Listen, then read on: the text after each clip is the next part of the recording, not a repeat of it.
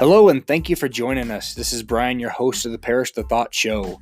The opinions of said host and our guests have not been sanitized or scientifically tested, so please consume at your own risk.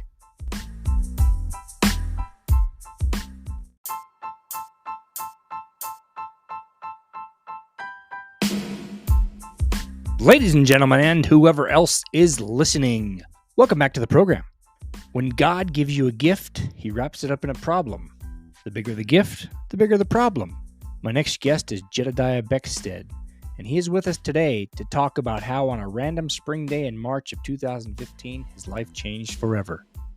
While doing a front somersault jump onto a trampoline, a move done hundreds of times before, he fell on his head and suffered a life-altering injury that left him a quadriplegic. As Jed puts it, God sat him down in order to teach him to stand tall. Start going. So thank you, Jed, for joining me today. Thanks, Brian. You had some life happen to you back in 2015, and I want to hear your story. We want to hear your story. So just give us a little, a little nutshell, roughly what's going on. And all right, man. Well, yeah, thanks for having me on the show. This is a lot of fun. First podcast ever, so this will be cool too, to be involved in it. So always been interested in this and never done much with the stuff. So I'm excited to be here. Thank you. 2015 was a pretty eventful year for me. March 29th, 2015. Normal day. It was a Sunday. I remember the day like it was yesterday. I remember looking out the window of my house towards the mountains that are facing the east, and the sun was just coming up. It was early in the morning, and it almost was like the crystals in the air were standing still. It was such a warm, beautiful spring day. It wasn't even spring, it was March, end of March. And so it's just a beautiful day, and just everything, there was a peace there that I can't discuss. It was so calm that whole morning. And Tracy and I were just kind of talking in the morning. I got up and was getting ready for some meetings, and grabbed my two oldest girls, which was at the time they were oldest at 6 and 9 years old. And I said, let's run out the door. Let's go jump on the tramp. And we ran out Jordan and went jump on the tramp, and I grabbed it and went to do a somersault, and my shoulder gave out. I mean, who hasn't done a somersault on a tramp? That's how you jump on a tramp. You do that front head flip into the. Yeah, exactly.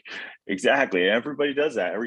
Every kid does that unless they have the nets up, which is a good thing, I think, now. But I went and grabbed it and did the typical flip and got up and got vertical, and then just shoulder gave out and I dropped like 3 feet. I mean, it was stupid distance. Like just the height of a tramp was about the height of where my head was, and hit the ground and just instant little jolt, ping, and next thing you know, I'm like laying on my back, and all I could do was wave my hands a little bit side to side. And I felt a little lump. It was really, really hard to breathe. I remember that. I just told my girls, I looked at them, and my one daughter was right there, Ava, and then Brianna was right behind her. And I just looked at Ava and I said, grab your phone, go call line 911 and call mom. She's 6, and so she runs in the house screaming. And then my other daughter, I'm like, same thing, grab her phone, call 911. And then they came out to me immediately. Tracy's yelling at me, and I'm underneath the tramp, and I'm like, hey, she's on the phone with dispatch, and I'm like, can you hear me? Or I said, are my legs up? Are my legs up? And she said, no.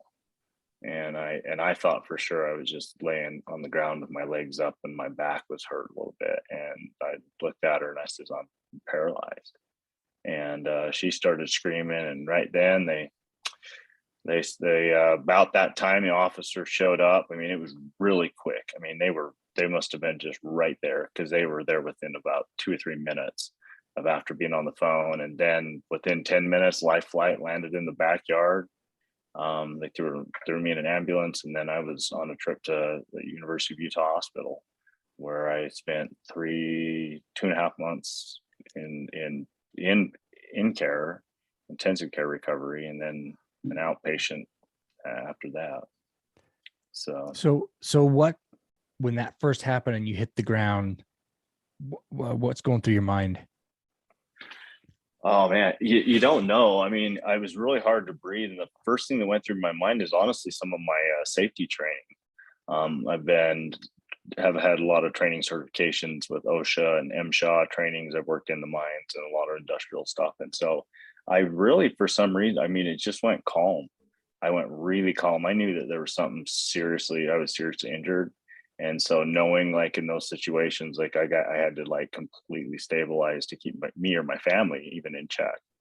So I went really calm. And then the first thing I thought in my head was, it was honestly, the very first thing that came to my head was a quote as I was laying there for about, 20 seconds where the kids were running in the house, grabbing Tracy by myself. I was just kind of sat there for a moment and thought, one of my favorite quotes, and it's, when God gives you a gift, he wraps it up in a problem. The bigger the gift God has for you, the bigger the problem.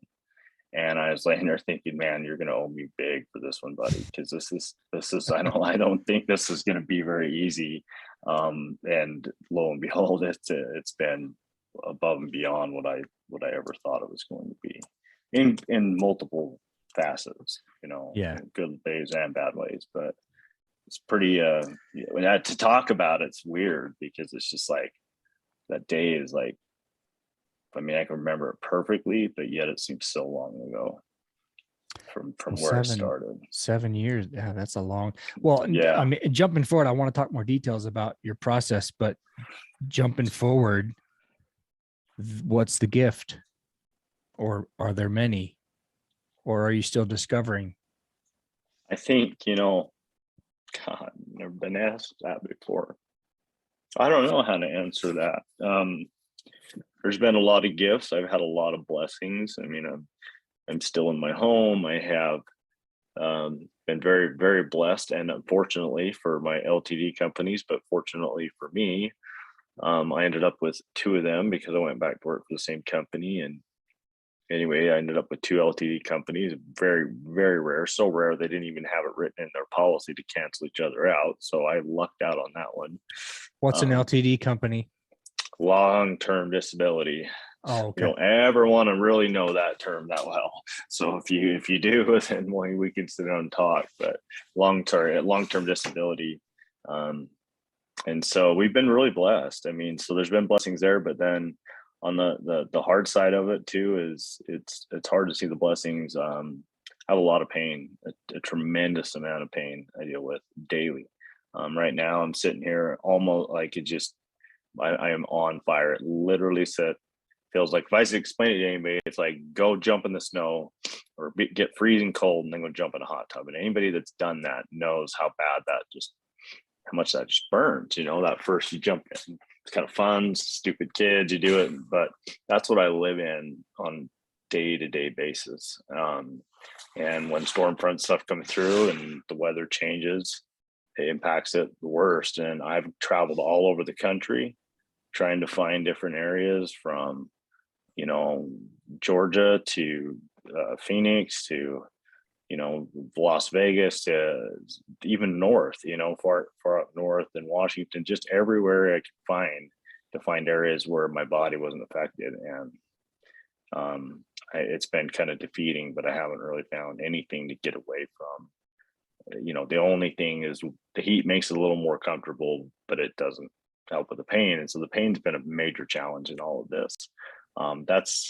But I think sometimes some of God's gifts we don't see. Some are waiting for us on the other side. I hope. I mean, I put as much faith in that as I can. Some of this stuff's pretty wearing. So, but the gifts have come. They have come.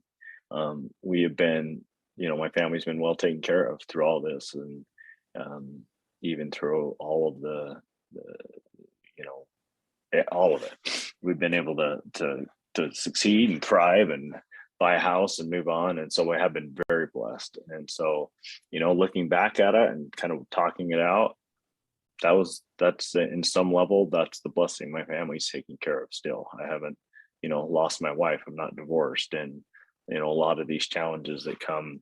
I was married when I had the accident, so that's a positive. I didn't have to go look for someone after I was paralyzed, which is, I don't know which is the bigger challenge, but I would think I have enough things to deal with. I don't want to have to deal with or be thinking about that. So yeah, there's been a lot of small blessings, a lot of big blessings. I think they just they continue to come, and but as far as the entire purpose of it, I'm not 100% sure yet. Right? To be determined. Be determined. That's a great way to put it. To be determined. I mean, we're still.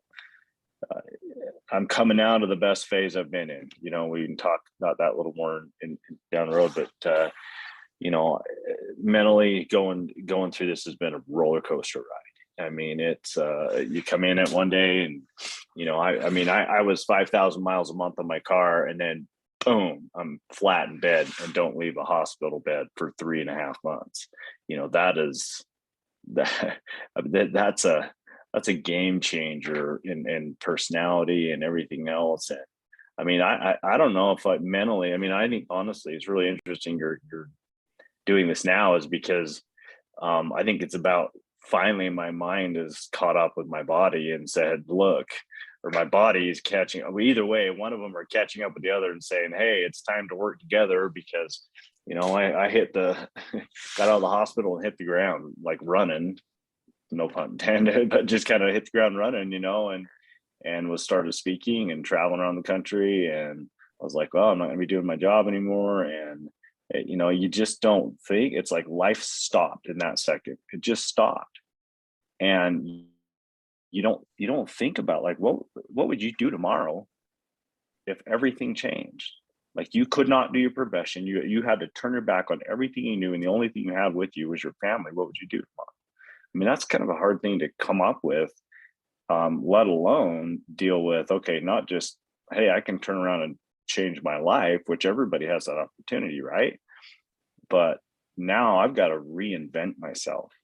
Everything I knew about myself is gone. Everything I knew about others, or I thought I knew, is on some level gone too.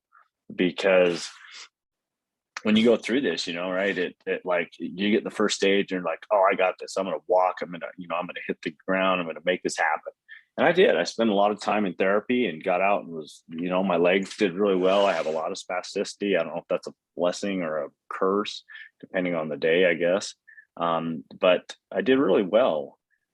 Pretty good recovery. I mean, pretty clean. Didn't have a lot of issues. Some guys spend a year in the hospital. I mean, I was really fortunate. So I said, there were blessings there. I was in and out quick and was able to get back. Was able to get back to work. I went, the same company I worked for hired me back. When was it? A few months after. A year and a half after, they hired me back as a sales coach and trainer.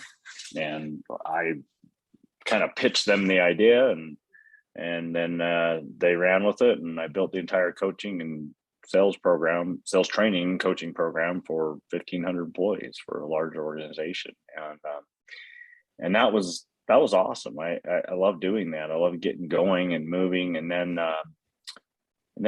I think the other side of this coin that we don't see a lot is the mental side, and the mental process. Physically, I think the recovery went pretty good, as far as my neck, everywhere it was broke, all that kind of stuff. The surgery went well. Everything went really good.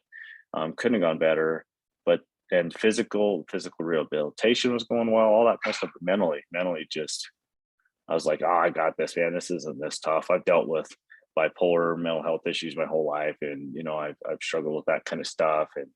And I won't go into some of my other ones, but I've had some really serious mental health issues and been hospitalized a few times throughout my life. And I was like, I've got this. It's nothing, this is, I can't walk. That's it.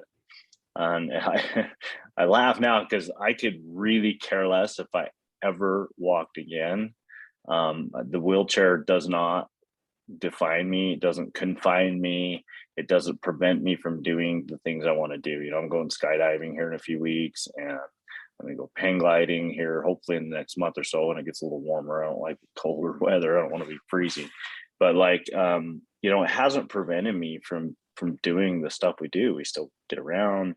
But the pain and the mental problems is what really has been the hardest part. And I think the mental side of it came, you know, I just chumming through it and going and making it happen. And all of a sudden it was just like, I hit a wall.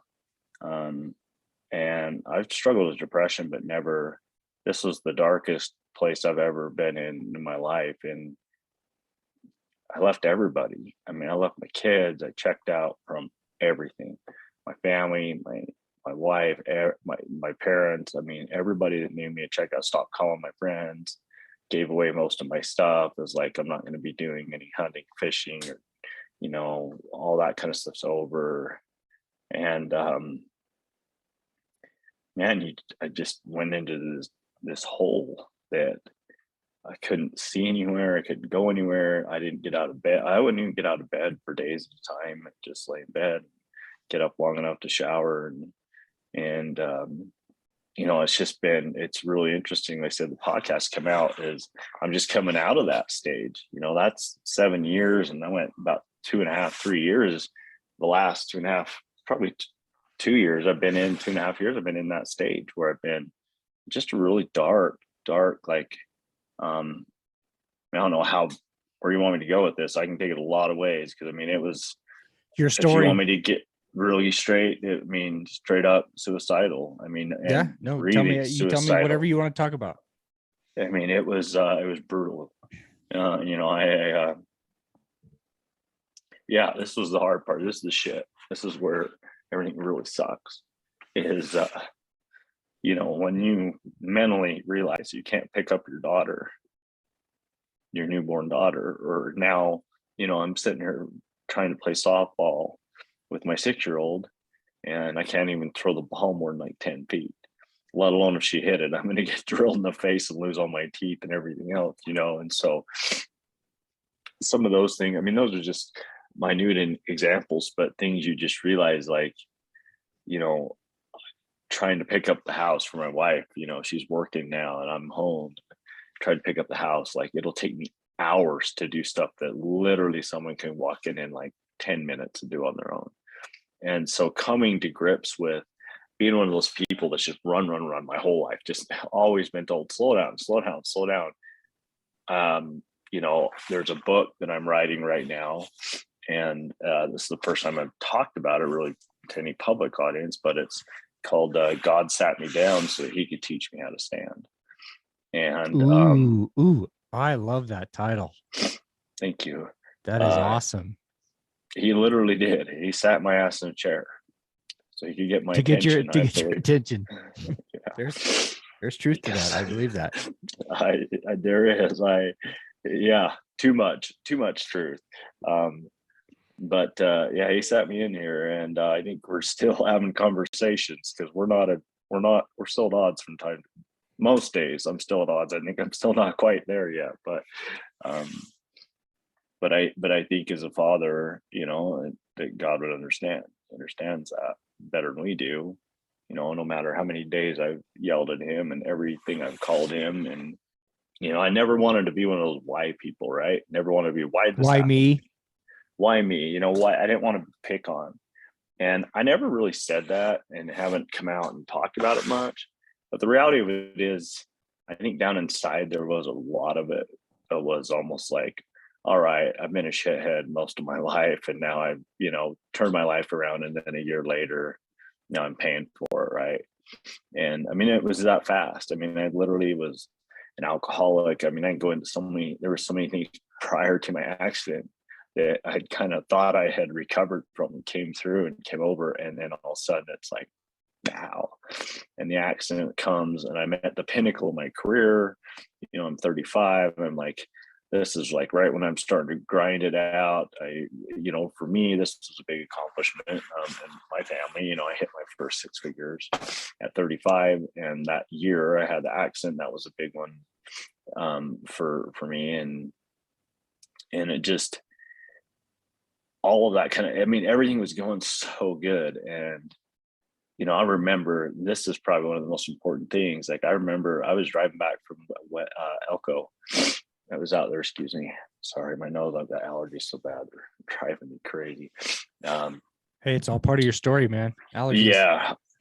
Yeah, it's allergies and bawling my eyes out. But I was in Wendover, and Elko was coming back from Elko. And if you're coming back across Salt Flats, which I'm not even going to go into how many times I've driven across those things, or you just check out. And right as you're coming out of them, when you're heading east, there's a mountain, or there's some restaurants. And anyway, there's a hole in a rock that you can see through. And I remember coming up the road and coming on the freeway and looking through that hole in the rock, and the moon was coming through that.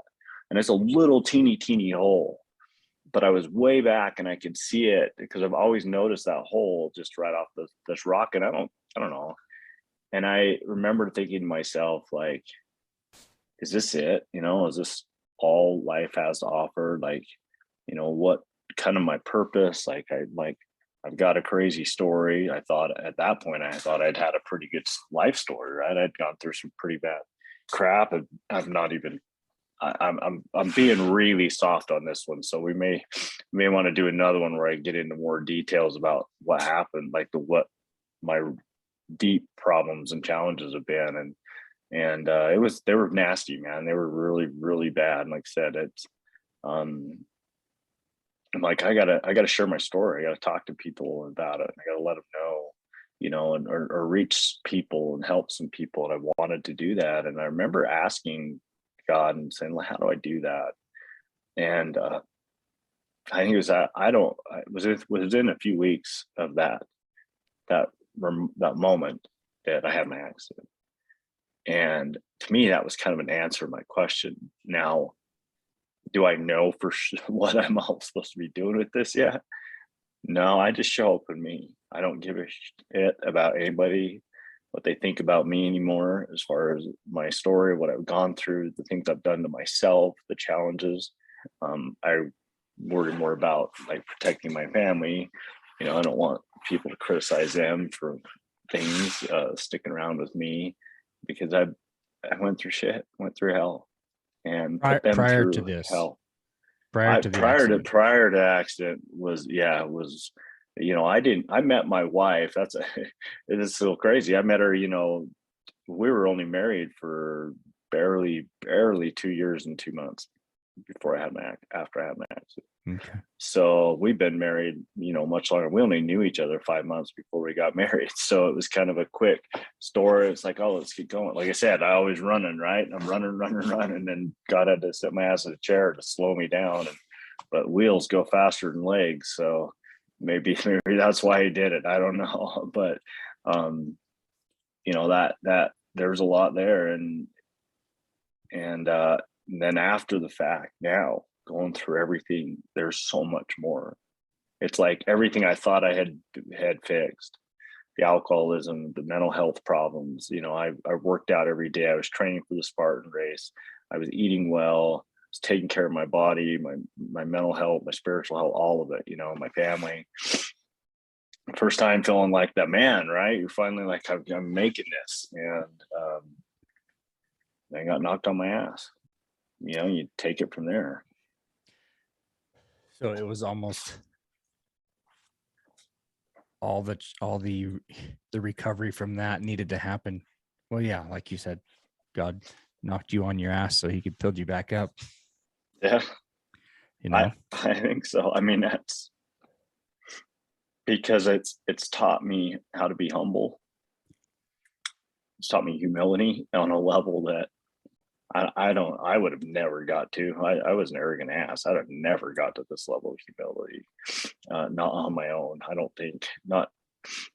It's taught me compassion.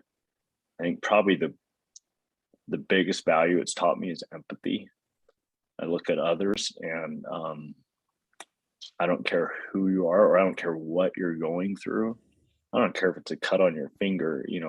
That pain resonates in so many ways. Mentally it may not bother you much and you're over it in a few days and it's done, but just the fact of for me, the awareness of being more empathetic was just something I never had. So that was a massive eye opener. I think, it's really helped me with my family, my relationships with my kids and stuff too. Just my older daughter now, and they struggle. They had some.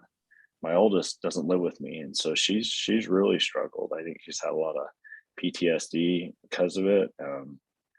My second youngest that lives with us, she struggled too. I mean, we've all kind of gone through some therapy, like a lot of therapy and a lot of family counseling. And, I got really mean after the accident. I did really good for a few years and then stopped working, or not, didn't stop working, but the pain just started driving home. It's like the whole water drop torture, right? They drop water on your head all day long. Yeah. And it doesn't bother you the first few hours, but by the end of the day, you're like, it's like a pounding headache. And that's the same thing. It was just, it's like, oh, things are good. And then they weren't. And I've learned I think more about myself through this than anything of who I am as a person. People come up to me and it's like, it doesn't bother me, but being in a wheelchair, I actually enjoy it. People come up and talk to me and ask about the accident, or they're so careful about it, like, well, do you mind or do you care? It's like, just ask me. I'm human. Okay. Right. I'm just like you. I'm just not as tall. Right. There's no, I'm a human being, I just treat me like that. And people are so careful with coming up and asking about stuff. And I'm an open book. Like I don't hide anything. I've got a really long, drawn out story that can be drawn out, but there's a lot of a lot of health issues, mental issues that I really wanted to push. And maybe that, talking this out, maybe that's why that accident has kind of flushed some of those mental health things out. I think it's kind of pushed them out because it's not given me any choices, right? I can't make an excuse like, oh, I've got some bipolar issues or I'm struggling with depression. It's like, I have two choices. I can wake up and just function in the morning and start stretching and getting out of bed and take what I have left of this life and go, or I lay there and die. It's a shit to get up in the morning. Mornings suck. I used to be a morning guy. I'd be up at like 4:35 in the morning and be gone. I love mornings, and now they're miserable. It's like my body's so stiff and it's so much pain getting up. It's not a fun experience, it really isn't. And so it's like now I get up in the mornings and it's like I do not hit snooze. It's like, how jump up now, because it is not going to get better. I can lay here for 4 hours, I can lay here for 2 hours, I can lay here for 4 minutes. It's not going to change. That's true for anyone, whether you're in a chair or not. The snooze is a bad idea, always. Oh yeah. Snooze is like, I did this is stupid, but I did this off topic a little bit, but it's my business mentality, right? I did a calculation of the snooze button. And like, if everybody hit the snooze button one time every day, work day, okay, so that's 10 minutes for your average snooze, one time every work day for their entire work life, they literally would chew up what was it, 6.5 months of their life in snoozing. And I was just laughing. I was like, holy crap, how do we, anyway, I know Mel Robbins has done an awesome book because of the 5-second rule. Yeah, the 5-second rule. Spot on. It's so true. Oh, it is too. If you can, that book helped me a ton. And I listened to a lot of books. I've got hundreds and hundreds of books on tape I listen to. I love them. And they're a passion of mine. When I was driving, I do a lot of that. And that was another thing kind of going into this, is like you forget who you are, man, because everything that made you is still there, but yeah, it has to change. Your world will literally have to shift. I mean, I was hiking, I was getting ready for the Spartan race. I was, hunting, camping, fishing. I mean, I loved the outdoors. I spent time out. I mean, I'd come home. I never stopped. I would mow the lawn. I would, clean home. My wife would be like, come on, settle down. Let's go. I was just one of those guys that just could never stop. And so the whole gist of sitting me down literally was a true point. And when I started looking at myself inwardly and going, I mean, that I guess what I'm getting at, that defined me staying busy and doing all that stuff. And yeah, I could run circles around people and I could keep my wife happy and I could, leave her little notes. And I mean, I had all the energy in the world. And then to have all of that felt like it stripped. So all my acts of service, if you follow the 5 love languages kind of thing, that I was providing for my wife, gone, at least I thought. And and that's unfortunately for me, that's one of her key characteristics, right? Is she needs those acts of service. And so she went to now being put on the front burner and having to do everything. And so that just watching that from a husband and a man's side, to look at that shit and go, I'm watching your wife struggle and you can't do anything about it. Like, I don't like to use the word can't, but they're physically, for me, you physically can't, but your intentions and your motivation is still there. Yeah, like exactly. And your mind's still there. And it's like, I remember a lot of projects, like we were building a deck off of our new home, and something that I would have never in a million years let anybody touch. I would have done that myself, by myself, the whole thing. I mean, it's a large deck. It's like 800 square feet, it's half the size of our home. It's a big deck. But I would have never, it's something I took proud in. I drew the whole thing up, designed the whole thing, everything. And then the fun part of putting it together, I couldn't do that. I had to explain that. And that is where God taught me patience. Because you're just like, get into my brain and do it, damn it. Yeah, right. It's like why can't I just, like, why can't my hands work? Or how about this one?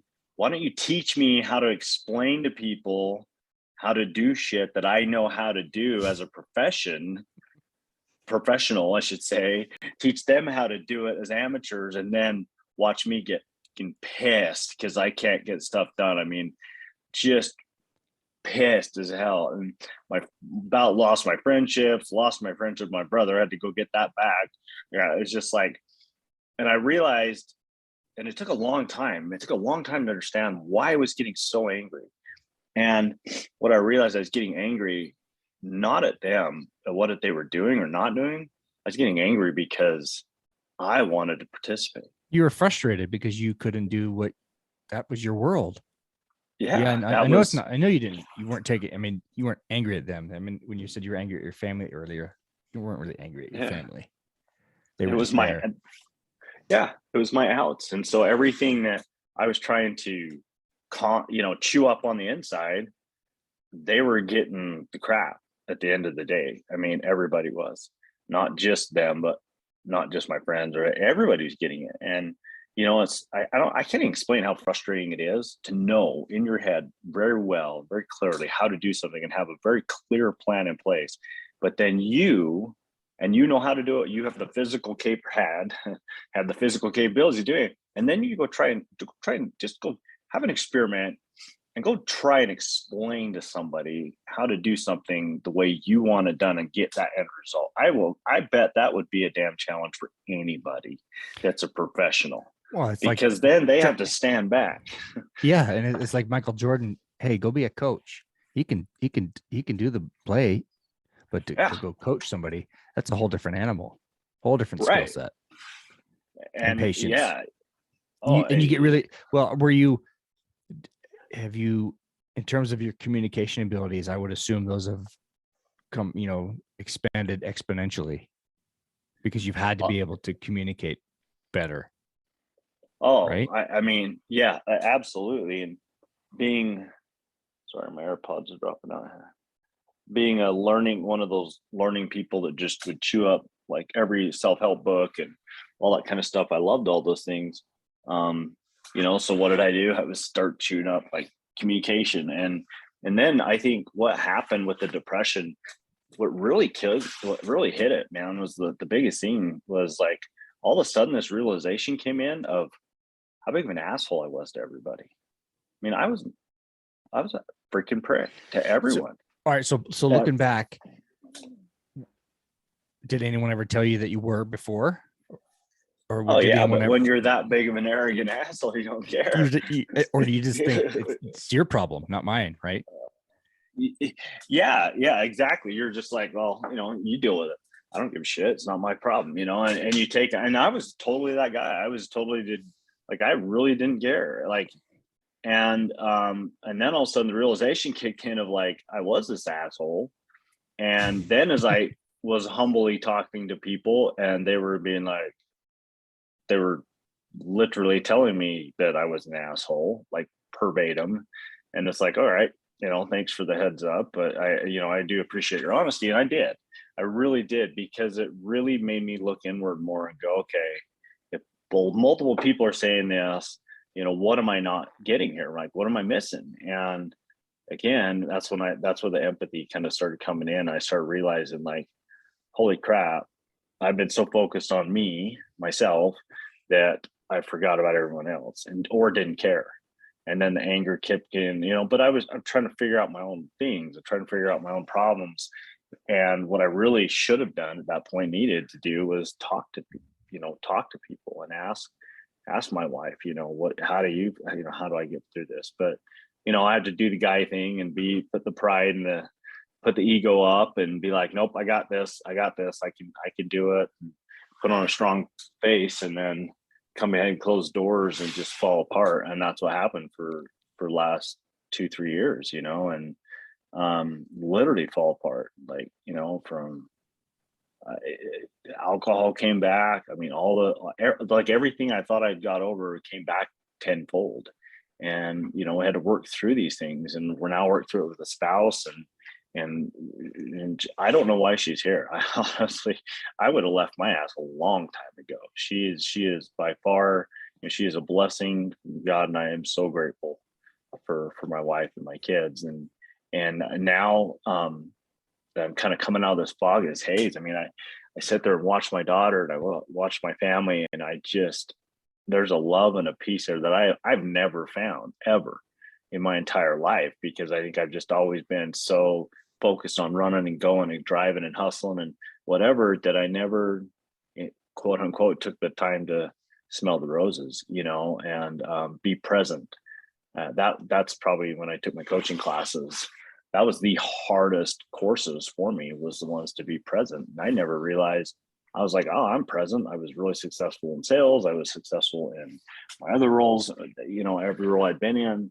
I had no problem moving up and advancing in those careers. I mean, I've always been a driver and loved it, but just could not nail this one. And then as it started, the awareness started coming, it was just like, wow, you really were an asshole.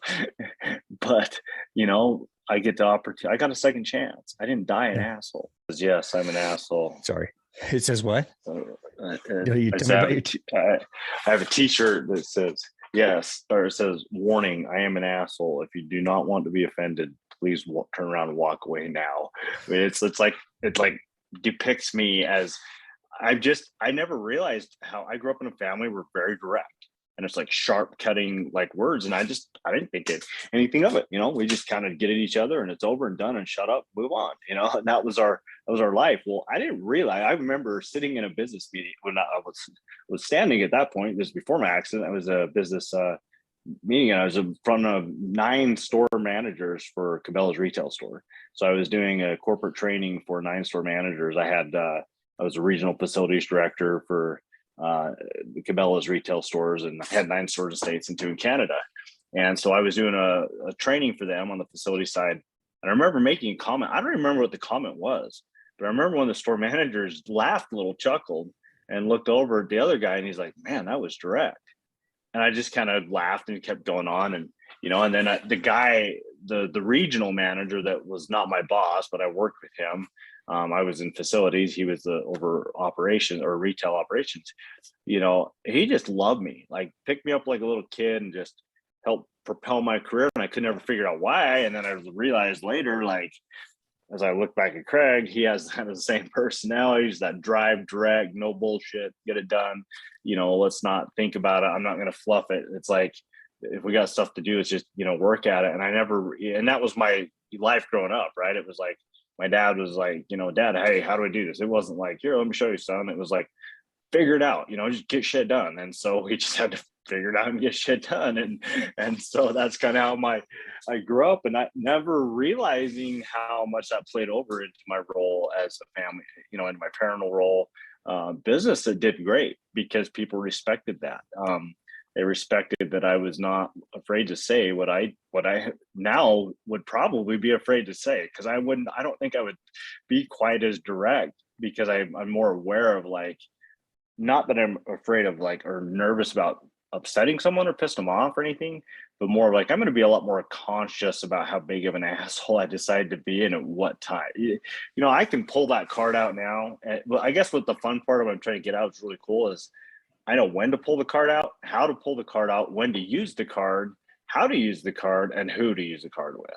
And so if that's been a gift, I'll take that. That may be being a bigger asshole, but recognizing my assholeness has been my gift from God. I don't know. Maybe that's a messed up statement, but that's just who I am. No, so I think maybe you have a filter on your assholeness. Yeah, probably. Yeah, maybe I'm wearing a diaper or something now instead of to keep the shit from spilling out after something pops off. But that's always been me. It's always kind of and honestly, I think that driving, I never looked at myself as a person that's mentally tough. I'm like, I've always struggled. I'm like, I'm not mentally tough, and I don't see that like that. I don't see myself like that anymore. I'm not saying I'm better than anybody or I've overcome or anything, because I'm not. I'm still going through the shit.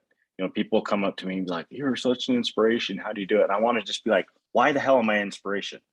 Is my wheelchair an inspiration, or am I the inspiration?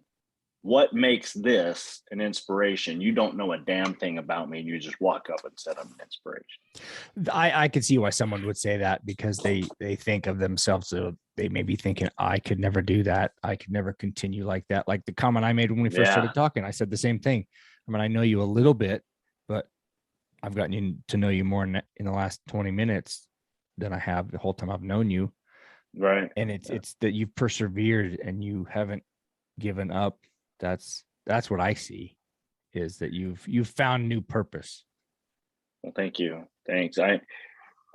I'm starting to kind of see that. I've struggled with it. That's kind of been some of the depression, is not recognizing that purpose in myself. And, I've kind of realized that purpose, as I've asked people, Brian, and I think I remember that conversation with you when you talked to me, you're like, I couldn't do that. What was probably my first statement back? Well, I know it was. It would have come up in the conversation, because I do it to anybody that asks me that question, as I say, well, tell me about your life. Tell me about your story. What are you going through? I'm not going to get into, details and some of the stuff you shared, but the reality of it is we're all going through shit at some level, some degree. Everyone has something. Every house has a story. Every person has something that you may not see it. While yours is very obvious to other people, right? At least that challenge. I mean, you've got the other mental ones, but they can see that. Yeah, and I think that's maybe why people. I always laugh. I'm like, there's two types of I don't know, people, mammals, whatever. I laugh that always are really interested in me. It's kids and dogs. Dogs either bark and go crazy, or they come over and see what the hell I'm doing. They're just always nice. I haven't run into one mean dog yet. And then which is a good thing, because I couldn't run from them anyway. They could chew me to pieces. But on a positive note, I don't have any feelings really in my arms and legs, so they can gnaw away while I wait for the cops to show up. So it's positive. It's a positive perspective. Yeah, I'll be using the F word and everything else as much as you hear it 10 blocks away, but let her have it. But it is what it is. And I love hearing other people's stories and hear them tell me, like, well, I'm going through this. And it's like, I guess for me now, talking about it, Brian, honestly, talk out loud, some of the gift is if I have to go through this pain and shit to help people bring joy, then it's worth it. As long as they don't have to go through this. I'm a big enough asshole. I'll put a lot of people in a wheelchair, but I would never, ever make anyone go through the nerve pain. That is something that is very personal, becoming a very love-hate relationship, as it reminds me I'm still alive, but yet it keeps me humble. It keeps me present, keeps me grounded. But yeah, that's the shitty part. That's what That's the stuff that sucks. And that's what a narrative maybe people don't know, because you think, okay, he's paralyzed, you can't feel, but yet you say you feel every bit of that pain. Oh yeah. So how does that from my toes to my head? When you say, a dog could chew your limbs off and you wouldn't feel it, but yet you feel all this pain. It's funny, isn't it? It's so bizarre. It's like everything you don't feel on the inside of your body, like I can feel all that now. I literally feel my food digesting and moving through my stomach. I know when it's time to use the bathroom. I can feel it physically, and I can literally tell where it's at. I can feel inside of my body, like just on levels. It's just so bizarre because like my legs, I feel just excruciating burning. And it gets extremely intense when the storms come. And then spasticity to the point where like I can't even it's even hard to breathe to some levels. It's like so stiff. I try to transfer and like I almost fall. It's just crazy the bipolarity that it just fluctuates with all of it. But that's all internal. And that's what I think has been mentally too. One of the mental challenges is how do you can't see it. I've had hundreds of thousands of dollars in tests done 2 times before I was, had my right before. And I think honestly, it's what kind of spun me into my depression, is because I did all these tests, was taking all these drugs, doing all this crap, and nothing was working.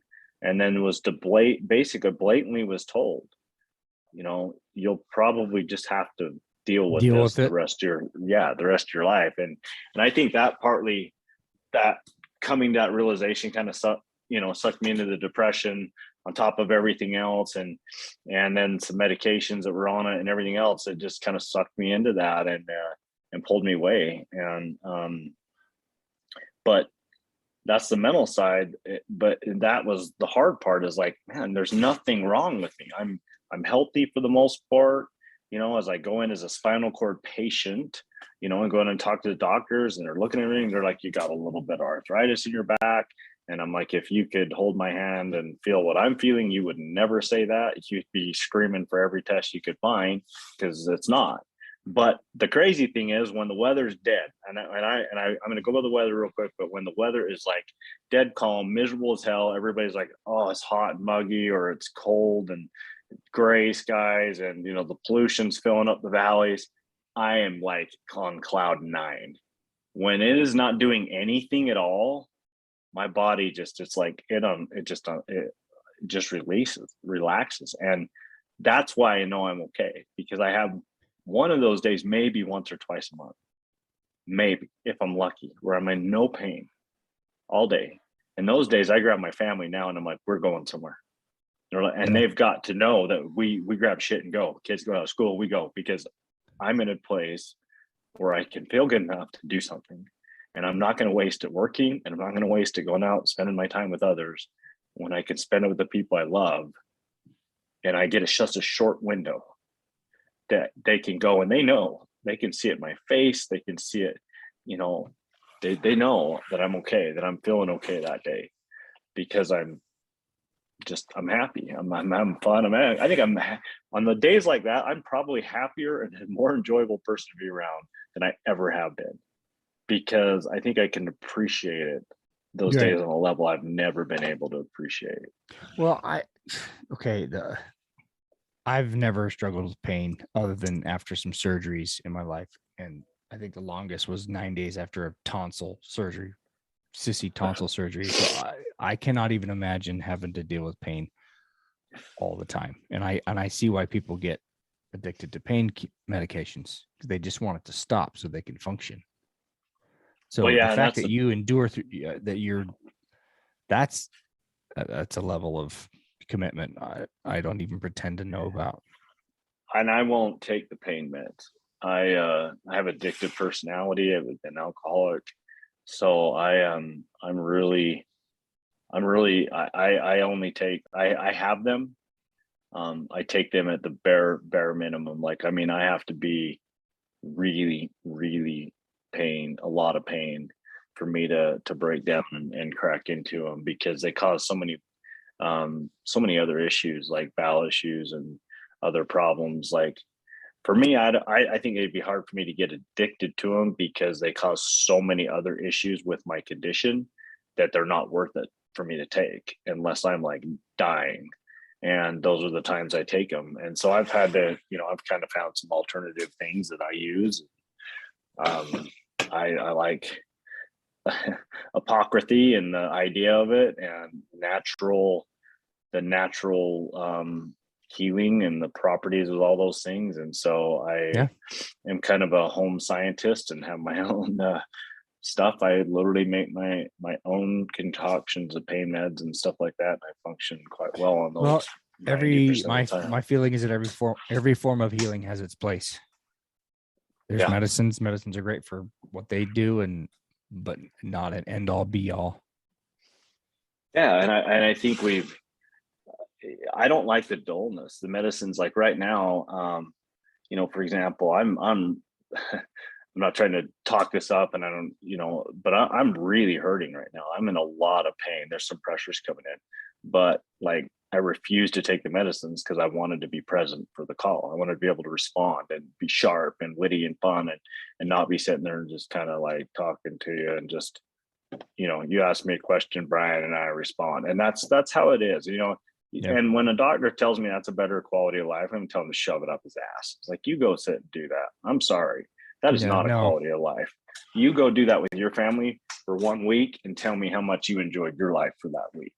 It's not worth it. And there's got to be I'm just one of those people. I'm not going to accept the fact that there's not other alternatives out there, and I will hunt them down until the day I die, and or until I find something that'll work. Either way. And I think my family has all learned to roll with that. They've learned to see the cycles and the up and down. This didn't happen to me, right? I broke my neck.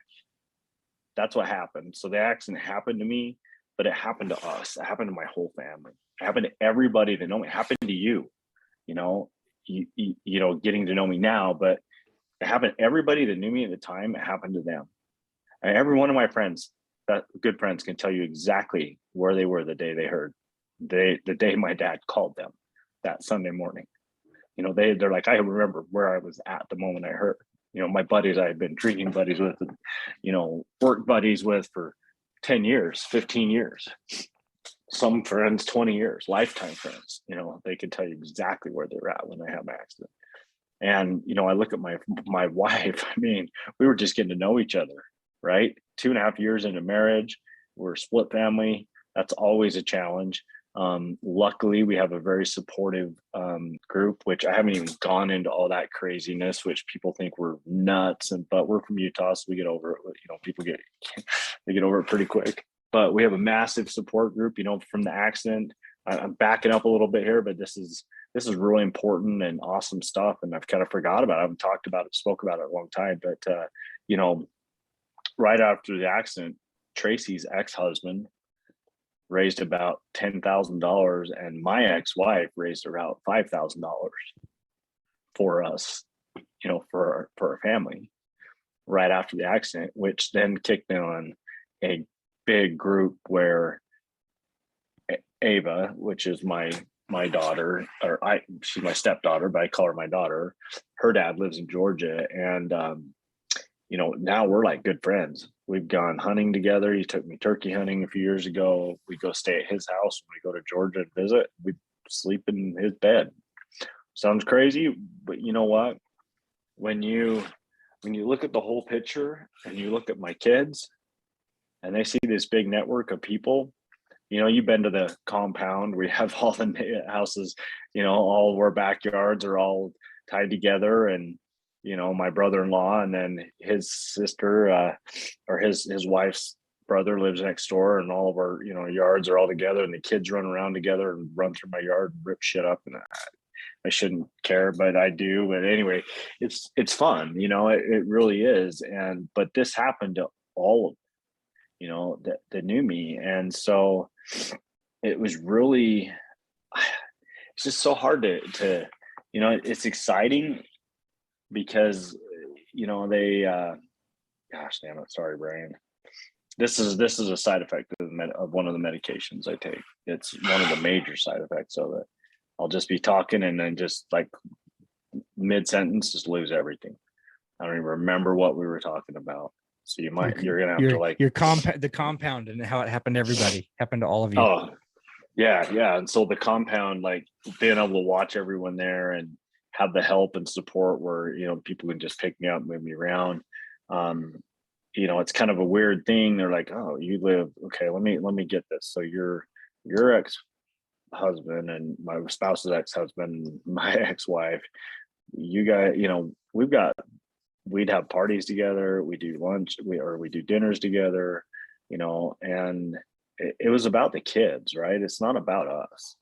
From the moment that Tracy and I got married before the accident, it's always been like we wanted a good relationship with our exes, even though we didn't have them at the time necessarily. We wanted a relationship that fostered that our children knew we still loved them and that they were important, not. And that was really important to us. And here, okay, you talk about another blessing, God's gifts. This was a gift. I got some new friends. Jason, who's Tracy's, my wife's ex-husband, has become a very dear friend. In fact, he's been out here. He lives in Georgia, Savannah. He's been out here just in the last 2 months because of Ava's birthday, and she went to golf. He's been out here and stayed at my house for like three times. He's been out here, say, for a week at a time. We love having him here. My youngest he's Uncle Jason, and she just adores him. When he's here, we go out there, and so it's taught me some things about life and about people. Like we're all people, like you said earlier on. We're all going through shit. Every single house, and not all exes are the spawn of Satan. No, and that's typically it's the ex. Them. Right. Yeah, I don't want that. It doesn't have to be the bad word. No, it doesn't. And honestly, it's a lot cheaper. Yes. Emotionally and financially and every other level. When you work together, it's much easier. And really, the fun thing is like it's so fun now because Ava's 16 and she knows the whole story. There's no hiding. And Jason's he's a big personality.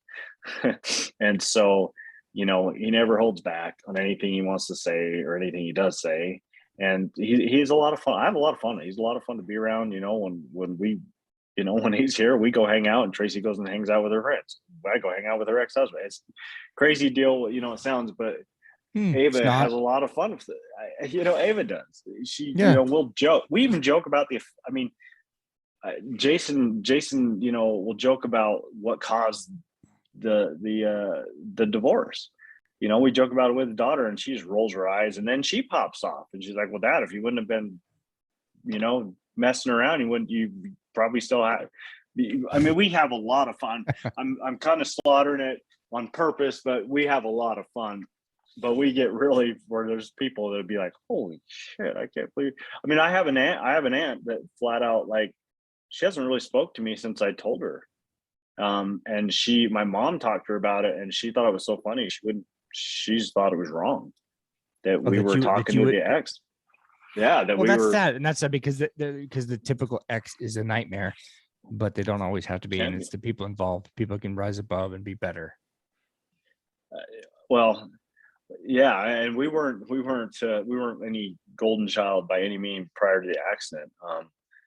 Again, the blessing of the accident really brought us close together and brought us relationships, that I got to, know Jason's parents and meet them. They're wonderful people out in Georgia, and meet a bunch of people out in Georgia that Tracy knew. And it's just created a whole new network of people and opportunities and it's just friends. It's, at the end of the day, all the stuff we do, and this is one of the biggest things that's kind of come to me. I was laid off in 2020. So luckily for me, I was actually going to be put on furlough in 2020 when COVID really hit, right? First people they get rid of is the trainers and the coaches because they need salespeople. You got a business that's, $400 million a year business and they're losing $500,000 in sales and they have outside sales reps. They need those sales reps out working. So I understand. I get it. And when they came to me and offered a furlough, I actually asked them if I could just go on disability because what they didn't know, screw it. I'll just get into the story. So, through the depression and the shit I was going through, this is hard, but I'm not going to hold back. Fuck it. I'm just going to say it. Like I was in a shitty state, really, really bad place in probably late 2019, early 2020. And really, really bad place mentally. It's really probably some of the heart of my depression. And I was drinking again on and off. And I'm going to say this, and I hope there's someone out there that can benefit from it. These are some things I'm careful with, but so I am one of those people that had the mental problems to the point that I was so distraught, didn't give a shit about life or anything. I literally beat myself to the point that I couldn't even see out of my left eye with my own fists. And then that was the time I decided I've gone past my limit. I need to go check in the hospital. That was 3 weeks before I had to go present in front of 200 managers for 3 days and do coaching trainings and lessons and teach them. That happened. I checked myself in the hospital. Actually, it was 2 weeks. So I checked myself into the hospital and they asked me to stay. And I checked myself out and then flew to Chicago, presented for 3 days, came home, was home for about 2 weeks and checked myself back in the hospital again, the same events. And they didn't know that. I had no idea. It had to be a man, right? I had to be this tough guy. I can't show emotion. I can't show what's really going on. And so I literally beat the shit out of myself because I was so low. Which is a challenge if you, given your physical abilities. Oh yeah, to do that. Yeah, it wasn't easy to.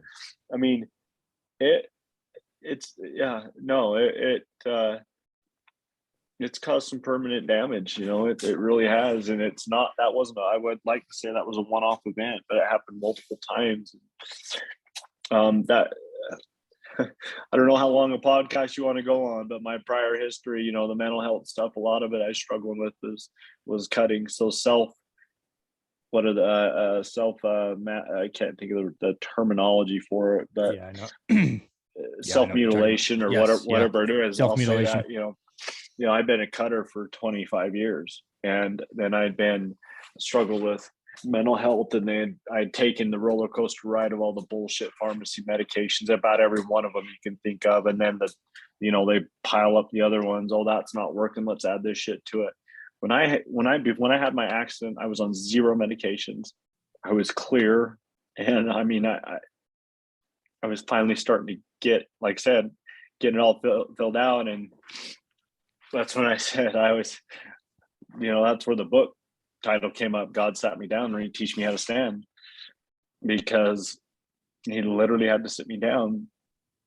And that's what was so hard, is I thought I had gone through all these challenges, right? I thought I had beat this. In fact, I was so arrogant. My ego was so big, even after my accident. I'm like, this isn't the hardest challenge I've ever had to deal with. I was such a fucking dumbass. I look at that now and I'm like, I just cringed to even repeat that I was even. I'm like, man, I really was an arrogant ass. If I can get out of the hospital breaking my neck and tell everybody, this ain't that bad. It's almost like you're tempting God. It's like I'm taunting. Yeah, it's like, bring it on. Give me more. Yeah, it's like, come on, let's play. I am a brawler, so like, let's go. I like it. I've always have been. It was funny listening to your last podcast, talk a little bit about that, which was great. Talking about the boxer, and he was talking about how much he loved about being the independent, right? Like, you getting in the ring, there is no team sport bullshit. It is you against them. And and that's it. And it was funny as I listened to that podcast, I actually listened to it today.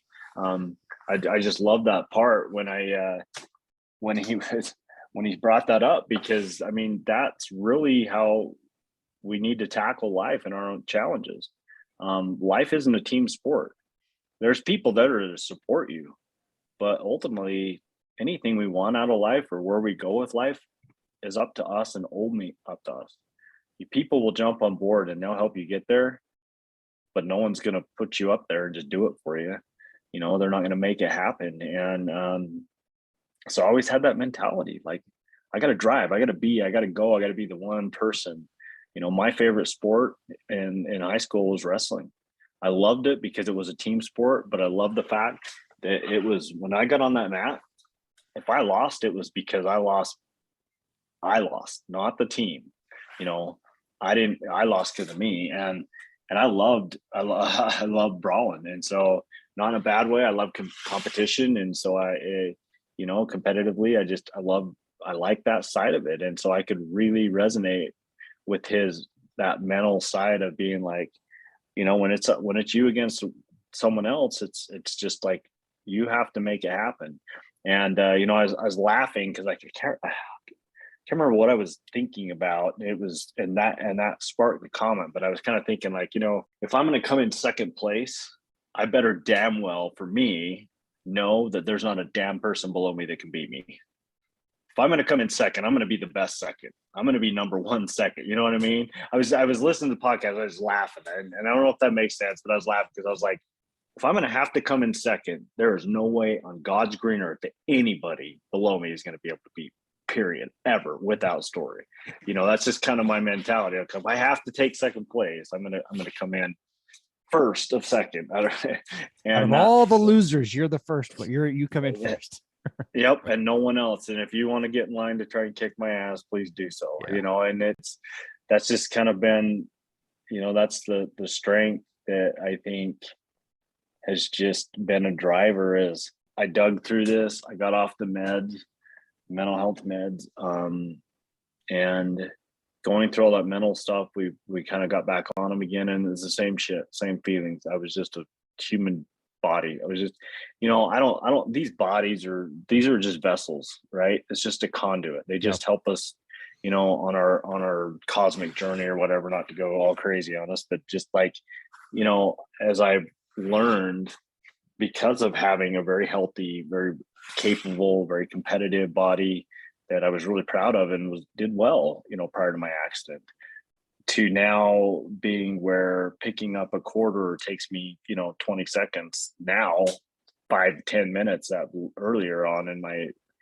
recovery, you know, where you guys just bend down, pick it up and walk off. And I'm like, son of a bitch. I mean, it's just like, you know, I'll be trying fumbling it for 15 seconds and my daughter will just walk by, pick it up, throw it in my bag. And I'm just like, it's so frustrating. Yeah. Oh, I want to say that so bad, but it's like they're helping you, you know, but it's hard. I mean, you know, that's another side. That was another huge lesson. A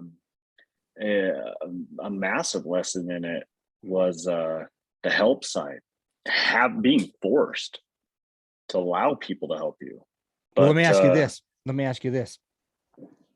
Based on all that you've told me and the personal growth you've gone through, would you do it all over again, or are you grateful for it, or would you not have wanted to ever go through this?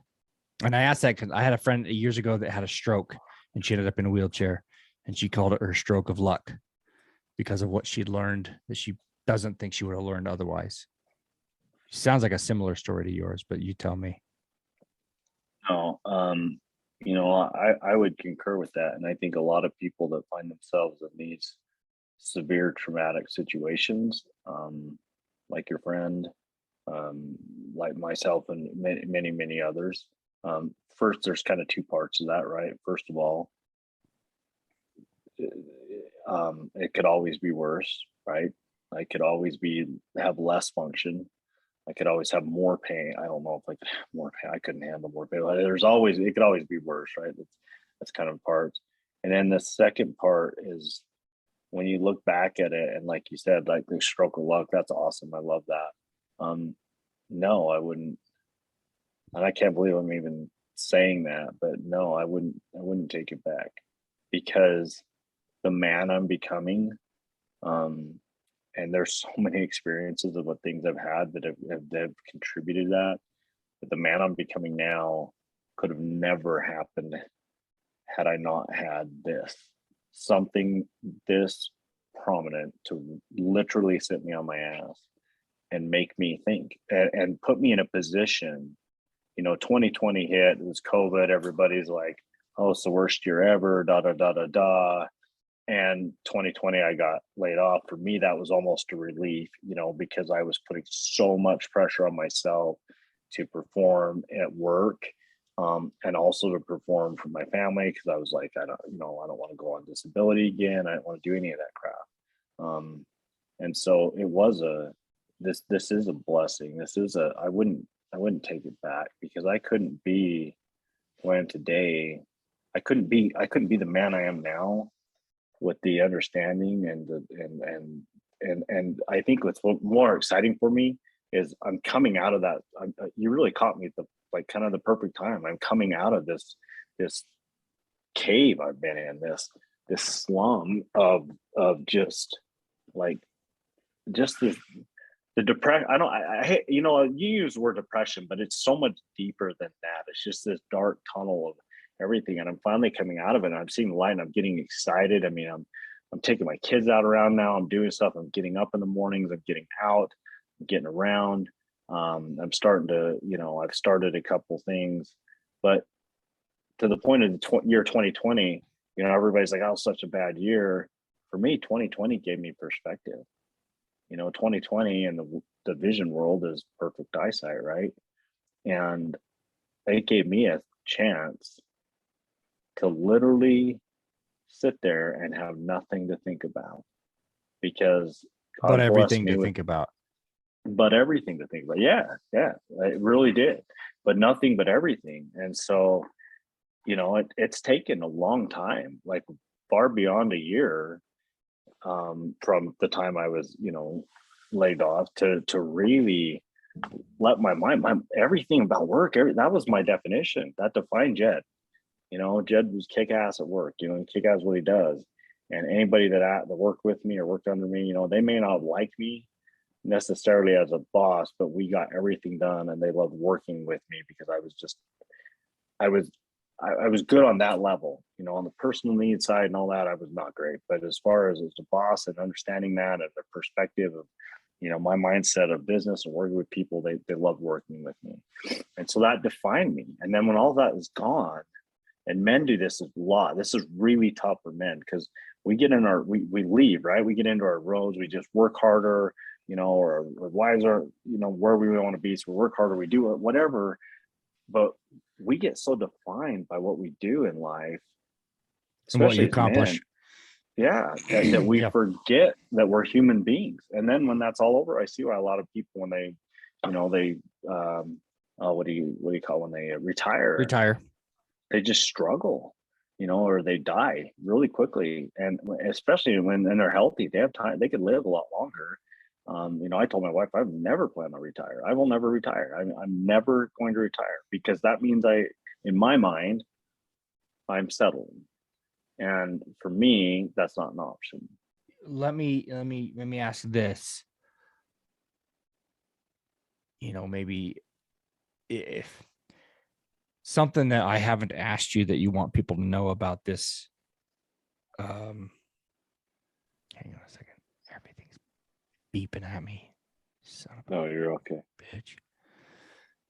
Ugh, I have to shut everything off, because I just get interrupted constantly. But something that you want to share with people that I haven't asked about this journey, this process, the things you miss about your old life, or if there's anything you miss about your old life, or, I just asked you if you think this was, that you would trade this, and you said you wouldn't, for the man that you become. And that's one of your gifts too. I asked you all about, what the gifts were. I think that's one of them, is how you've evolved as a human.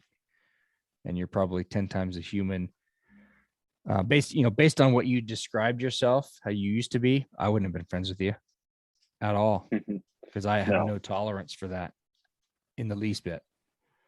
No, I wasn't like a belligerent like asshole to people like straight up. It wasn't like I would just walk around with a big ego. That wasn't who I was, but I wasn't afraid to put people in check at a split second's notice. You know, if you popped off something that I didn't like, I would let you know. You knew whether I liked it or not. So it wasn't like I wasn't like I got in a lot of fights and always was contentious, but I was never afraid to say what I was thinking ever. Well, that's different. That's okay. Whether it was good or whether it was good or bad, or this is the biggest thing, or I think I became the asshole is it was the timing. I just said it right then, whether it should have been or shouldn't have been. That was the bad. I think I look back, that was the worst part is I just didn't give a shit. Yeah. So I would just say it. No yeah, filter. and that was probably not the best time. You know? Yeah. Yeah. And so when I hear like I think that was some of the depression, right? Is like I was like, oh, I was this big a-hole, you know. And I like the fact you even brought that up. He's like, I wouldn't have been friends with you, and it's like, you know, you probably wouldn't have. But it's the point of like, it really has changed me from recognizing my strengths as an asshole. That's a D-type style characteristic. You know, they come across as very gruff and unaffectionate or unempathetic. That's a better word. That's just how my style comes through. I could go all down a rabbit hole of coaching and how you work with different people, and I love that kind of stuff. I'm obviously one time a day, but I did learn through that process of the coaching and training, all that is like, as I swung from that, I recognized assholes have strengths. They're a lot harder to tame. There's a reason there's only like 7% of us in the whole population of the world, my type of personality style, at least of all the, I don't know, millions of people that they've done the test with, that they're kind of unique. And it's a good thing because we'd all be killing each other if we didn't. But it's interesting because when you learn more about like the refined a-hole, in other words, the more wisdom and more mature, the older, they have a lot of the characteristics that I have now. One thing I say that I'll say this real quick. It's fun as I say I've got what is it? Not unused wisdom. I've got immature wisdom. That's what I say I've been blessed with, is immature wisdom. I can see a lot of people that get in their older state of life as they get closer to death, you know, or in their later 70s or in their 70s or whatever. I'm not saying that they're going to die right then, but they get to that stage. And I think you view, as I talk to a lot of those people, you view things from a different perspective. You know, your life's kind of gone. And I'm not saying my life is gone, but I've recognized when I say immature wisdom is I can kind of see, you know, through conversations or hear through conversations, the things that they're saying, like, you know, the stuff that's really important is spend time with your kids, spend time with your friends and family, spend time with those, you know, be present, you know, be present with the people, be present in your own life more than anything. If you're just simply present in your own life, you'll find a joy and happiness that, you know, most people never even get close to. And it's so hard to do in today's world. I mean, I think one of the biggest gifts, now that we're talking out loud and, you know, kind of this type of thing, is the presence. You know, and you know, to give people some word of thought and be present. I mean, I think that was the number one thing. We get so distracted on our phones. We got so much stuff going on. You know, we got, I mean, so much stuff. Especially if you're a middle-aged man, you know, you got kids. There are not just man, you know, husband, wife. You're all fighting out. You've got a busy family. I mean, it's so much busier today than it was like when even I was growing up. And so it's hard to be present. And I have found, even through my journey, I mean, the pain forces me to be present, right? It's, if I was to grab my pen I'm holding and stick it in your ribs, you're going to become very present really quick. And maybe that's what God wanted. Maybe he wanted to perk my ears up. Well, and he got my attention, for sure. But I think being present, as I sit and talk to my 6-year-old daughter, and it's hard because I wish I would have done more for my oldest daughter. She's 18. And I wish I'd been more present for her. And I felt like I was, even though I was divorced. I mean, I was traveling a lot, but I always, I took time when I had the time with her. I always made it her time. I was really careful. I didn't split it up a lot. I made it her time. And but now having to sit with my daughter and with Tracy and Ava and my girls, my family, and even here, like talking to you, I mean, just what a blessing, what an opportunity, and I'm really grateful for it. And it just reminds me to be present. Today is today. There's no guarantee of tomorrow, and we can learn from what we've had. We've been through, and I think, and then another thing about being present is, part of being present is recognizing in others that you don't know anything about them, especially if you're in public, and even some of the closest people to you probably don't know as much as you think you know about them. And I think that having that empathy and compassion, coming from a place of like zero judgment, zero judgment, that is really hard to do. And at least for me, it's hard. Maybe some people it's not hard. For me, and it wasn't necessarily judgment. It was almost like kind of subconscious, like, I'm gonna write that person off because they didn't, talk to me, and they didn't basically stand up to me. I mean, I respected people that could hold their ground with me, which is a characteristic of my personality style. And I'm okay. I'll own that now. But,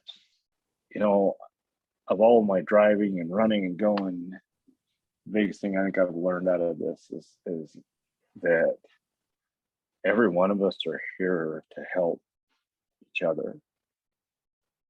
And the hardest lesson, but the most valuable one, and this is what if I would have people to do, is that are listening to this, and hopefully you take this for what it is. But the hardest lesson I had to learn through all of this, Brian, was allowing people to help me. In the beginning, I was very, very stubborn, and I was like, nope, I'm doing it myself. Get the hell away from me. I've got this. And I did. And I am grateful for that asshole coming out at me and saying, nope, get the hell away. I'm doing this myself. I'm going to be this kind of person. It's selfish to not allow people to help because you are stealing their blessings. I learned that a long time ago as well. Amen. It does not mean couldn't have said that better. Does not mean you're weak. No. And I realized if someone offers me something when I was down and out 10, 12 years ago, and the reaction is, I got this, because you don't want to admit weakness. Sure. And I realized that I was stealing their blessings. And so I'm like, you want to help me? Help me. Happy. Thank you so much. Bring it. And with no apologies. No. Don't apologize. Thank you. Great. Appreciate that. And you talked about, the being present. And I had this thought, be present or you will have no future. Yeah. That's the truth. Because, we can look at the future all day long. But there's nothing that tells us what's going to happen in the future. Mm-hmm. And so we have indicators and all this crap. You can get it on all this side. But you're right. There's, if you're not, that is fantastic. I can't wait. That is awesome. If you're not present, there's no future, and that there's no guided future. I'd say at that, a minimum, because you can't guide your future like for me, I was always looking in the future. I was always looking 10 miles ahead. And that is a problem. And I still do that today in my businesses and some of the stuff I'm working on. The people I'm working with are like, Jed, come down, back to earth so we can see where we're at, and then we'll take the next step. That is a gift. I'm a visionary. It's a gift of mine. I can look for and see a project from start to finish all the way through. I do not do well getting in the weeds. That's why I hire people or help people help me do that kind of stuff. And so that's, that part about being present is so important. And and to help, you can't be present. You can't let someone help you and not be present, because it grabs your attention. When someone asks you, hey, can I help you? I mean, we're immediately, all of us are almost like default mode. No, I got it. We're good. But why? Why do we do that to ourselves? Pride. Why do we do it to others? Because we've been trained. In our society, to be that way, especially as a man. You've been trained to, you are judged by how much you make or what you accomplish or your career. And what do you ask when you meet a guy? What's one of the first things you ask him? Hey, so hey, how you doing? Huh? What do you do? Yeah, what do you do for work? What do you do? And there's some guys in my neighborhood that I have never asked them that. And I feel almost like I'm guilty for not asking them, like I don't know them, but I don't care what they do for a living. I like them as humans, and I don't even ask, and I have to stop myself. I think I've known him for 4 years, and I said the other day, hey, well, tell me what you do again. I don't think I've ever asked you. But that's not one of the first things but that's what we do as guys, generally speaking. Yeah, and that's great. No, I love that. I'm actually going to steal that and really work hard on myself of not asking people what they do for a living, because that doesn't define them. That's just what they do to survive.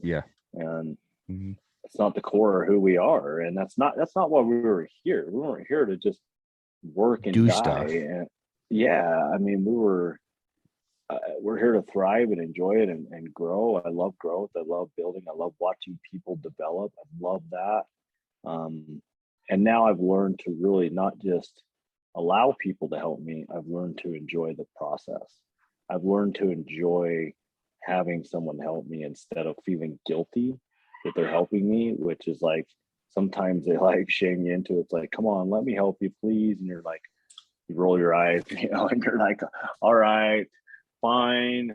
You can open the door for me or whatever it is, Yeah, you almost want to say, yeah, won't you go, you get your friends and get them suckers lined up and you all can help me. Yeah, exactly. Yeah. If you're going to do it, we'll get them all. Yeah. I mean, I get it. Right. And it's just kind of,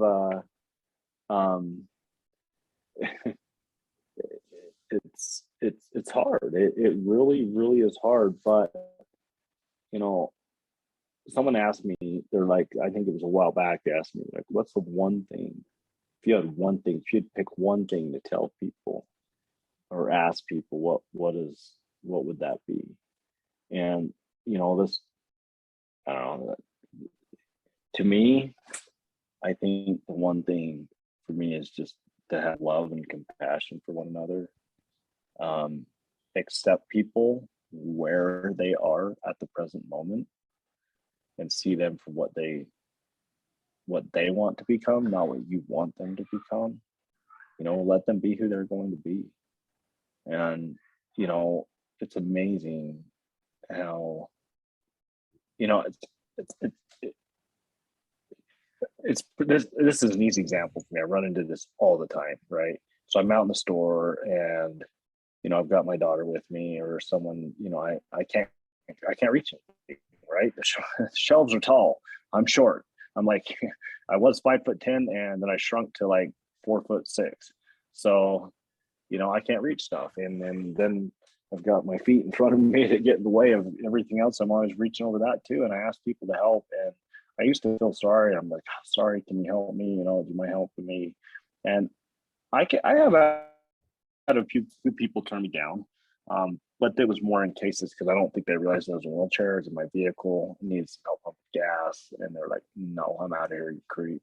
You're in a minivan, you're a 40-year-old guy, I'm out of here, you're a creeper. But in general, when I ask people, I've learned to enjoy that process of asking them, hey, Brian, would you mind helping me with this? 99.9% of the time, you're going to be like, oh, sure. Yeah. Sorry. I wasn't even aware. It's like, no, not apologizing, man. It's just like, and you just jump in and we get to enjoy a quick little exchange.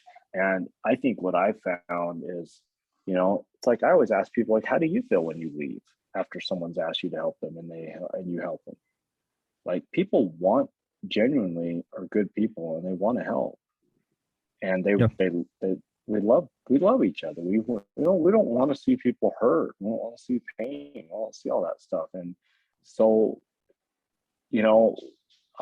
we block it. We block that emotion. We're like, no, we won't give that to someone else. And it's like, honestly, I love helping people because it gives me such a great feeling it gives me a better sense of accomplishment than anything, because it's like I just made somebody's day better, their life a little easier, because they asked me to help. I may not be on my awareness toes as good as I should have to jump in and offer, but when people ask, it's amazing how much they'll jump in. And I know I'm murdering that crap out of this, but long story short is I've seen that you nailed it.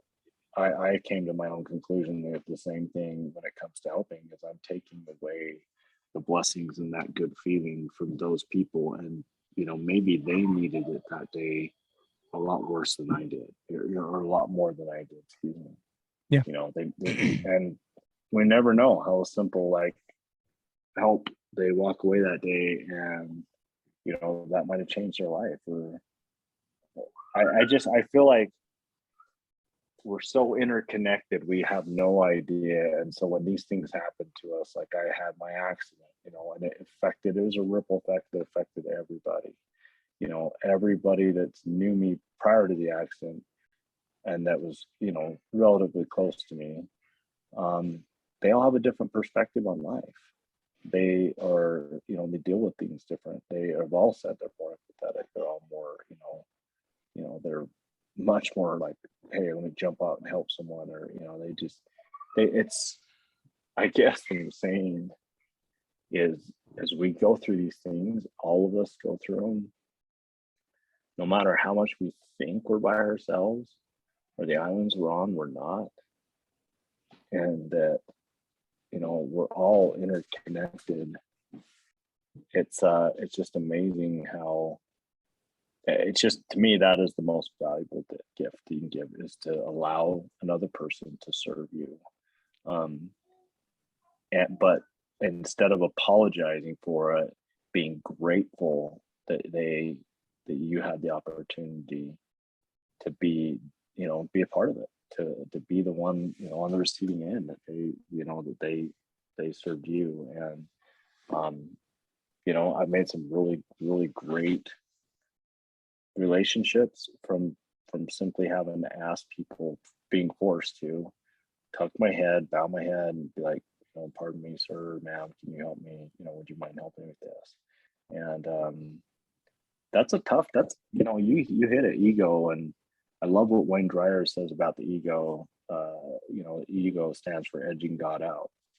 And I love that. I agree with that 100%, that whether you believe in God or not, the spirit or whatever you want to call it, it definitely, it pushes away your ego. I have a question that I asked somebody in a coaching thing that one time, and I asked a lot of people this, and I posed this to our audience. I would love to pose this to your audience, not my audience. See, I speak in terms of, anyway. It's ours today. Okay, our audience today. I'll pose it to our audience. How much is your ego costing you? How much is it costing you in your relationship? How much is it costing you in life? How much is it costing you financially? How much is it making? Sometimes, and what is the trade-off? Because I think the ego keeps us alive on some levels. It gives us the arrogance that we can withstand about anything. It makes us bulletproof. And I think that we have to have that to some degree to survive. But also on a bigger picture, I think the larger side of it is, what is it really costing you when you I play. Here's a fun example for you. You can throw this one in. I play poker. I love poker, right? I love poker because I love the fact it's the competitiveness of paying one-on-one. I like the game. I like I like Texas Hold'em. Let me rephrase that. I like Texas Hold'em because there's a pinnacle of luck, but there's also a lot of strategy. There wouldn't be, or the same people wouldn't keep winning the same competitions over and over again. So I love playing poker, but the one thing I like about poker is you have to become really, when you have an ego and you start betting up, every time I lose my ass, every freaking time. I've started taking a tally because just for fun. And every time I lose my ass, when I drop my ego down and I only play strict, just only play what I know, play the good cards, and then I do have to. You got to rely on a little bit of luck in life, just like anything else. But same poker, rely on luck. But when I play it right, if I leverage where I'm at the table, if there's a high bidder or someone that's really pushy on the one side of me, how do I leverage pushing them out? It's a fun. I love the game. I love the strategy, and but I've tested the ego theory even in the game of poker. And that is where it fails miserably. The ego does not do well in the game of poker. You may get lucky and hit a few good hands, but overall, long term, every single time I've done well, and I don't play for money. I just play for fun. But every time I do really well and get real high chip counts, whatever you want to call it, it's always been when I've lowered that ego and I've just played with no ego. But every time I'm like, oh yeah, I got you. I got that. I'm gonna get that. It goes out the window. So anyway, it's kind of fun, but it's crazy how much it impacts our lives and the damage it does. Well, which is, I guess that's why we're here a long time to figure out how to improve and get better at everything we do and become better humans for other people around us. And so I appreciate you coming on and sharing. This has been quite a story, and I appreciate you taking the time to share it with my audience. And how can people reach you if they wanted to connect? You can call me. I'm good. Call a text. I'm great. You can call me on my phone number, 801-808-3994, or you can put it whatever you do with it. And get hold of me then. Call me, text me, email me. I can give you my email link and you can do whatever, attach it or however you need to. Yeah, absolutely. So, one thing you have on here, if you've got time still, that we didn't talk about, that it just says, are you on a plateau? Where was it? One of the questions. Yeah, we have about 6 minutes before we get cut off again. But it says, "Are you at a plateau physically, or are you still rehabbing, strengthening?" I know mentally you're probably still always growing. Was the question? Yeah, and that was a great concept.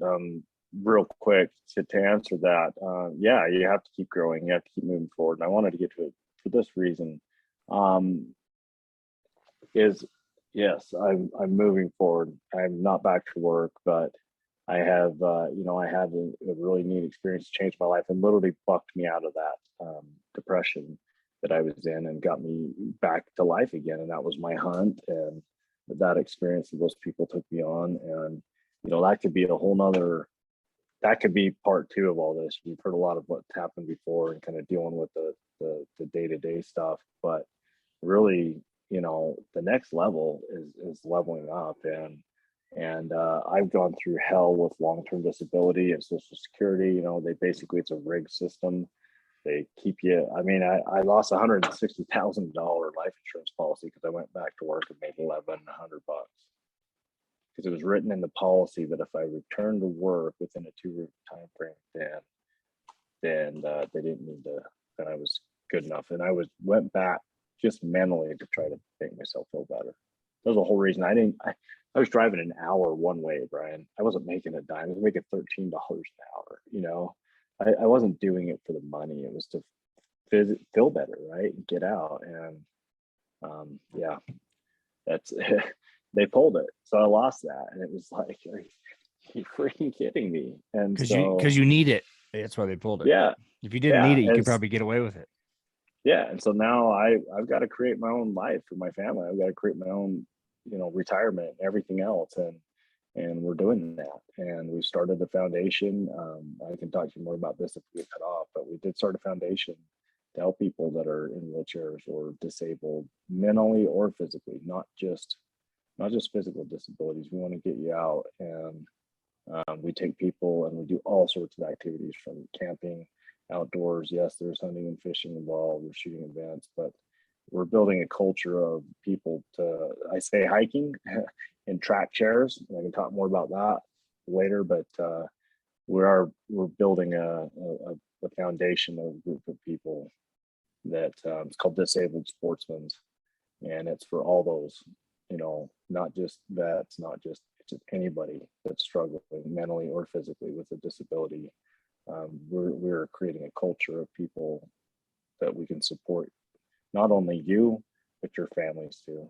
Because I've said many times for this call that affects our families, or we get the benefit, we're the benefactor of most everything, but which is sad, because just like everything that comes with this, without our caretakers, we're nothing.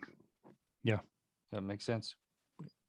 You know that you've got struggles. I know that you've had some challenges in your own family and whatnot, that you can understand that caretaker role probably far beyond what I can. Yeah, I don't know if it's pretty mild compared to yours, but everybody, like say, everyone's got something. Don't downplay it. It's still not easy, No, and but anything worth it isn't easy. You and Tracy. Yeah.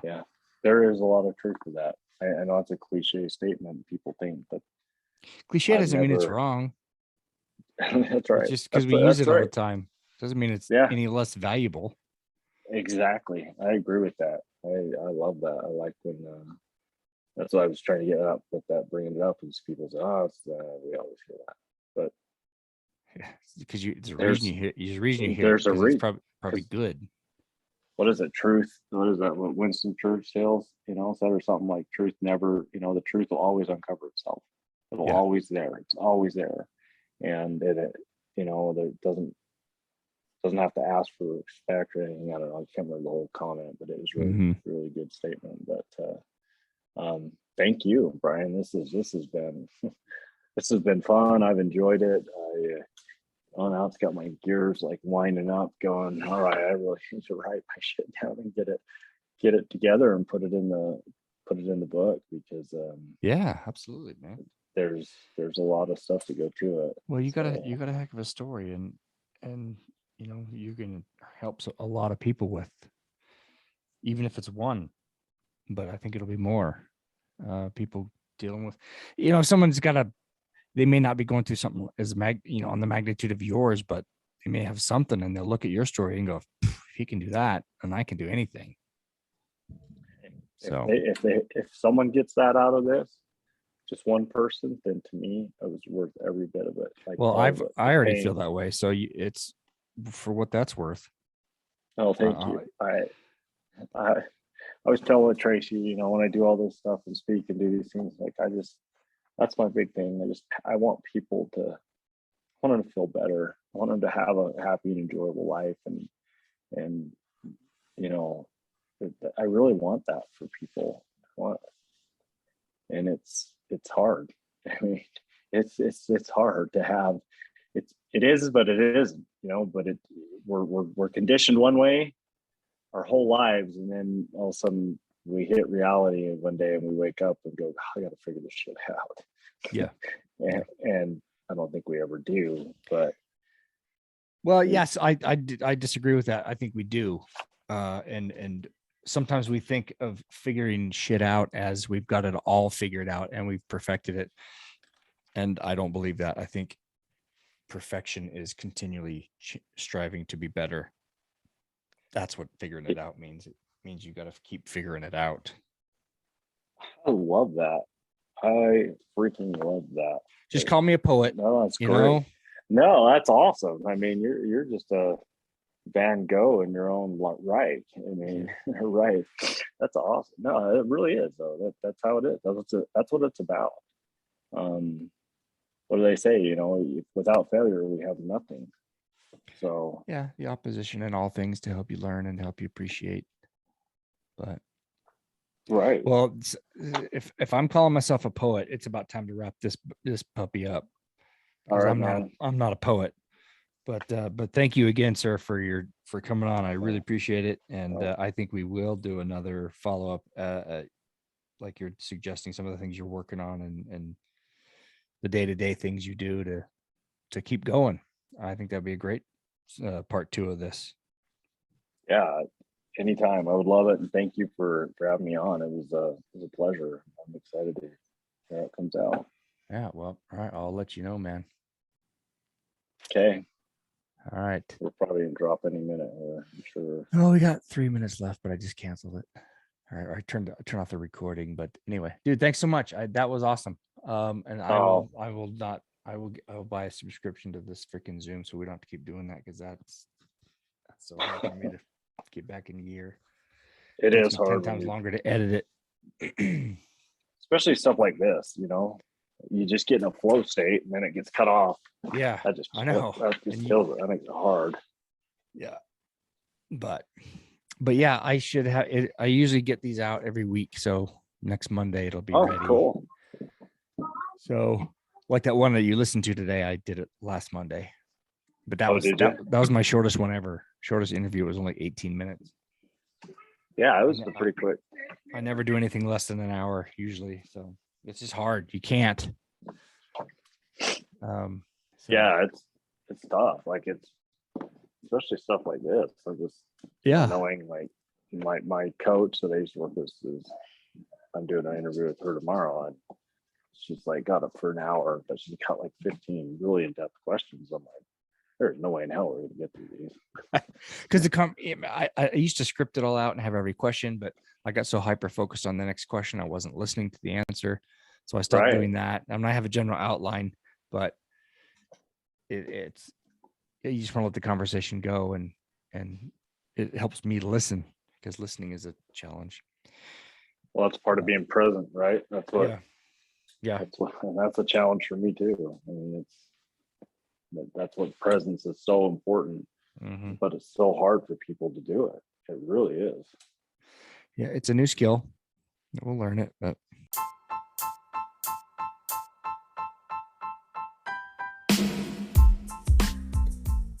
Thank you again for listening to the Parrish the Thought Show. We would love your comments and feedback on our website at briankeithparrish.com/feedback. If you love or hate what you hear, please give us a rating on whatever platform you find us. You're still here? Click on the next episode for more from the Parrish the Thought Show.